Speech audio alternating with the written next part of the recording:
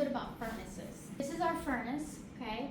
We're gonna go through the components and explain the purpose of each. So in your furnace, you're gonna have two different sections. You're gonna have your radiant section and your convection section. So radiant heat is heat transfer that takes place through electromagnetic waves. It's how we get sunburnt when we're from the sun or get heat from a fire. Convection is heat transfer that takes place through a fluid. And we know that fluid is anything that flows.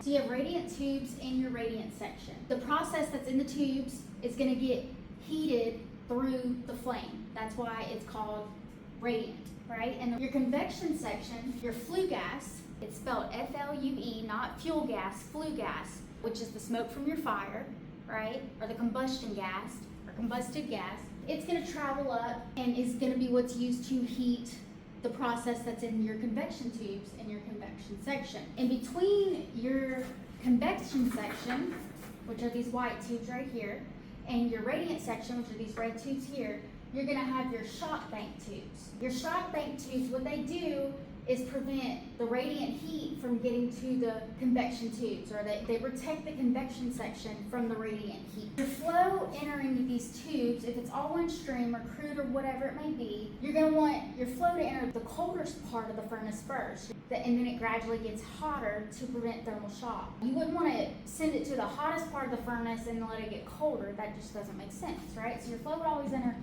top. The bottom of our furnace, we're gonna have our burners. So that's where our flame is gonna come out. We need three things for fire to happen, right? We need a fuel, we need air, and we need heat or spark. So we have a fuel line and we have an air line, or air registers, go into our burners to create the flame. On the inside of our furnace walls, we have refractory brick lining. It is fire retardant and it acts as insulation for our furnace. In the middle of the furnace, we have the bridge wall. Our heat is gonna end up going back and forth, bouncing off the bridge wall and the refractory brick lining going up. And then this side, it will do the same. It keeps the heat even.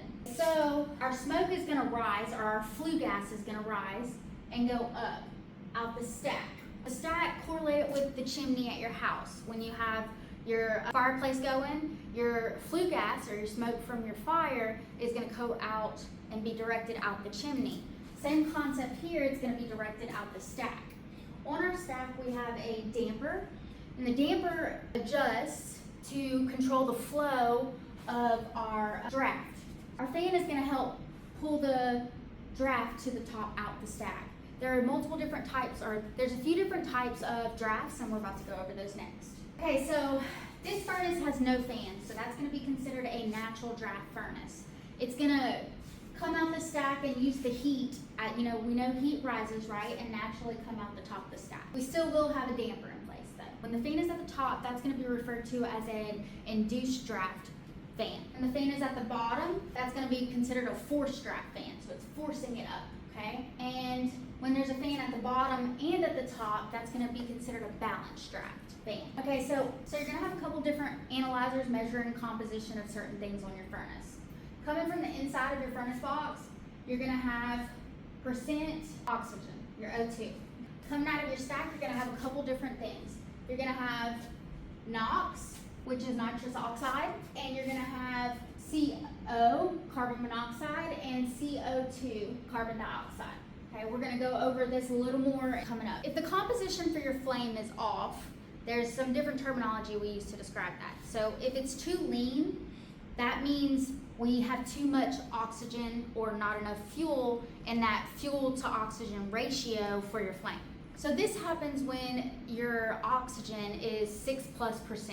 Now keep in mind these ranges fluctuate by a couple tenths here and there depending on the process in the refinery. So if your oxygen is 6+%, you are going to be making NOx and have higher levels of NOx coming out of your stack. Your flames are going to appear sharper, they're going to be paler blue, high velocity, noisy, and can lift off or cause instability or heat loss. When your flame is too rich, that means you have too much fuel, not enough oxygen. It's commonly referred to as a fuel-rich furnace. Your oxygen level is going to be between 0.1% and 2%. This is going to result in incomplete combustion. So your flames are going to be a lot taller or longer. They're going to have orange or yellow tips on it, and it's going to be a lazy flame and smoky, okay? So to bring a fuel-rich furnace back to normal operating conditions, you can add air. With a saturated furnace, you have zero air. So your analyzer, your oxygen analyzer is gonna be reading 0%, okay? Without air, you don't have a completed triangle to make fire, right? So it's still hot and it has fuel, we're just missing air. So what you never, ever, ever do when you have a fully saturated furnace is add air, because all of it's just waiting to combust. All it needs is air. When you add air, you're gonna cause an explosion. Very serious. To help you understand saturated furnaces, we're gonna play a little clip from Backdraft, which was a movie made in 1991. Wait. Make sure you check it first. Having them check the doorknobs, because if they're hot, that means there's fire in there. And if fire is stuck in an enclosed room, the fuel is the furniture, the walls. But eventually, if it's an enclosed room, it's gonna starve for oxygen. It'll end up being similar to a saturated furnace because it's going to be zero excess oxygen.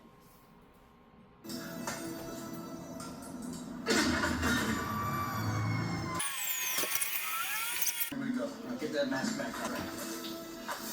Clear. Stay here.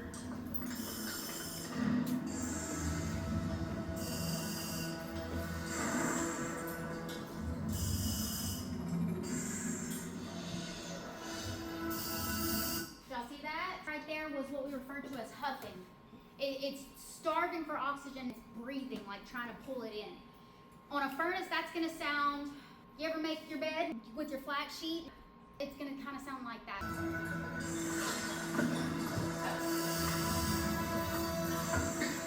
Check that door for heat, Tim.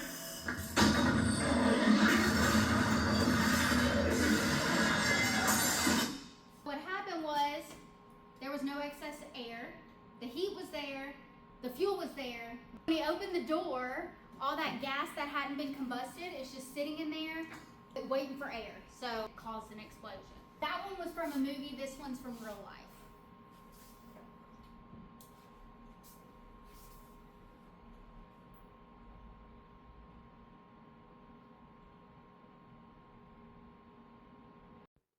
To safely bring a saturated furnace back to normal operating conditions, you would close your fuel valve, go wide open on your damper, and then activate your purge system.